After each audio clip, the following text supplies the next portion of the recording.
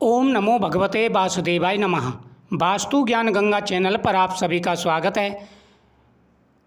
निर्जला एकादशी, जिसे भीमसेनी एकादशी कहा जाता है, वह साल 2026 में कब की रहने वाली है, क्या नियम है, कौन से कार्य नहीं करने हैं, पूजा विधि क्या है, पूरी जानकारी आपको इस वीडियो के माध्यम से प्राप्त होगी। जो भी चैनल पर पहली बार आए, चैनल को सब्सक्राइब करें, बगल में बेल आइकन बटन को दबाएं। निर्जला एकादशी हिंदू धर्म की सबसे बड़ी और महत्वपूर्ण एकादशियों में से एक है। इसे भीमसेनी एकादशी और पांडवी एकादशी भी कहा जाता है। मान्यता है कि इस व्रत को श्रद्धा और नियम पूर्वक करने से वर्ष भर की सभी एकादशियों का पुण्य फल प्राप्त होता है। भगवान विष्णु की कृपा से पापों का नाश होता है और सुख समृद्धि, आरोग्य तथा मोक्ष की प्राप्ति होती है। धार्मिक मान्यता के अनुसार महाभारत काल में भीमसेन भोजन और जल के बिना नहीं रह पाते थे। तब महर्षि व्यास ने उन्हें ज्येष्ठ शुक्ल एकादशी का कठोर व्रत रखने की सलाह दी। भीम ने इस दिन निर्जल रहकर भगवान विष्णु की आराधना की और सभी एकादशियों का फल प्राप्त किया। तभी से इसे भीमसेनी एकादशी का नाम भी दिया गया। सभी पापों का नाश हो जाता है, घर में सुख और शांति आती है, धन और वैभव की प्राप्ति होती है, भगवान विष्णु और माता लक्ष्मी की कृपा बनी रहती है और सभी प्रकार के मनोरथ पूरे हो जाते हैं। व्रती को ब्रह्म मुहूर्त में उठकर स्नान करना चाहिए। स्वस्थ पीले या रंगीन लाल कपड़े धारण करें। भगवान विष्णु के सामने जल और पुष्प लेकर व्रत का संकल्प करें। मन में यह निश्चय करें कि पूरे दिन श्रद्धा और नियम के साथ में व्रत करूँगा। हे प्रभु, आप मेरी पूजा को स्वीकार करें। भगवान लड्डू गोपाल जी को स्नान कराएं। स्नान का जल है वह घर में छिड़कना चाहिए। अकाल मृत्युवरम सर्वव्याधि विनाशनम विष्णु पातुकदम पित्वा पुनः जन्म न विदिति।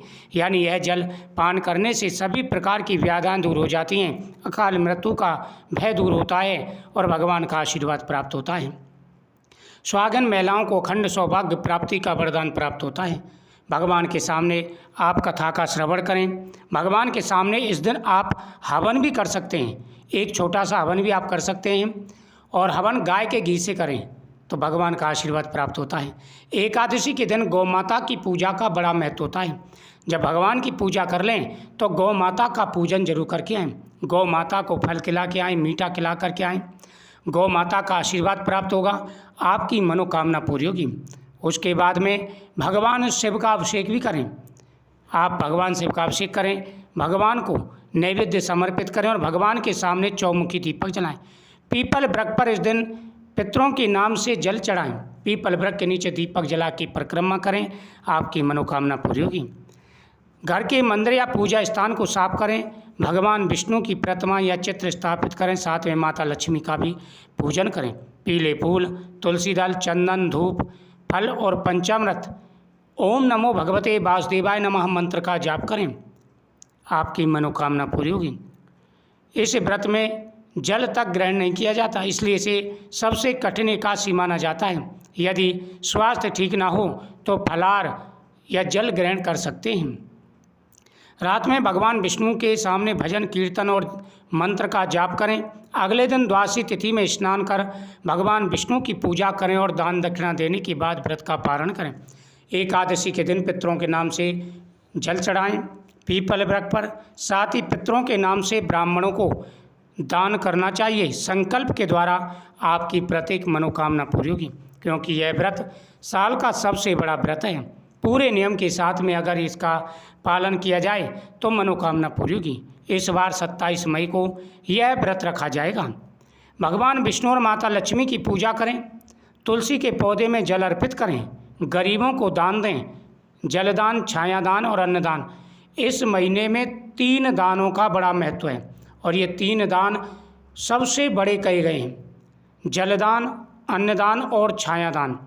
इन दानों को जरूर करें। मन, वचन और कर्म से पवित्र रहें। ब्राह्मण और ज़रूरतमंदों को भोजन कराएं। इस दिन जल से भरा घड़ा दान करें। पंखा, छाता, वस्त्र, फल, शक्कर, सत्तू, खरबूज, आम जैसे मौसमी फल दान करने से पितृ और भगवान प्रसन्न होते हैं तथा सभी प्रकार की मनोकामनाएं पूरी हो जाती हैं। चावल और तामसिक भोजन इस दिन नहीं बनने चाहिए। घर के अंदर ये कार्य बिल्कुल ना करें, नहीं तो व्रत का कोई फल प्राप्त नहीं होता है। जब आप खाना खाएं, फलाहार खाएं, अगर व्रत नहीं रख रहे हैं तो चावल का प्रयोग ना करें। घर के अंदर चावल और तामसिक भोजन बिल्कुल नहीं बनना चाहिए। क्रोध, झूठ और विवाद से दूर रहें। ना तो क्रोध करें, ना ही इस दिन झूठ बोलना चाहिए और लड़ाई झगड़ा किसी से नहीं करना चाहिए। किसी का अपमान भी इस दिन नहीं करना चाहिए। इस बात का विशेष रूप से ध्यान रखें। इस दिन किसी से लड़ाई झगड़ा ना करें और साथ ही किसी का अपमान भी ना करें। लहसुन, प्याज और मांसाहार का सेवन ना करें। नकारात्मक विचार मन में ना लाएं। व्रत के दिन देर तक ना सोएं। तुलसी दल बिना भगवान के भोग ना लगाएं, यानी बिना तुलसी के भगवान को भोग नहीं चढ़ाना है। द्वादशी तिथि में सूर्योदय के बाद उचित समय पर व्रत खोलना चाहिए। पहले भगवान विष्णु को भोग लगाएं, फिर जल ग्रहण करें। पारण से पहले दान जरूर करना चाहिए, यह शुभ माना जाता है। मान्यता है कि जो व्यक्ति श्रद्धा से निर्जला एकादशी का व्रत करते हैं उसे समस्त तीर्थों के स्नान और अनेक यज्ञों के दान का फल प्राप्त हो जाता है। यह व्रत जीवन में सुख, शांति और आध्यात्मिक उन्नति प्रदान करता है। निर्जला एकादशी केवल व्रत नहीं बल्कि आत्म संयम, भक्ति और सेवा का पर्व है।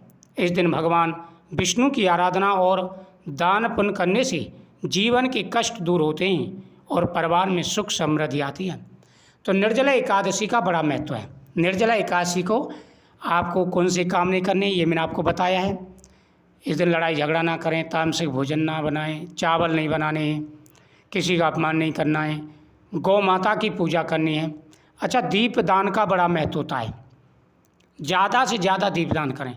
जहाँ जैसा संभव हो आपको पीपल वृक्ष के नीचे, भगवान के सामने, मंदिर के सामने, साथ ही घर के मेन दरवाजे पर, इन जगहों पर दीपदान ज़्यादा से ज़्यादा करना चाहिए।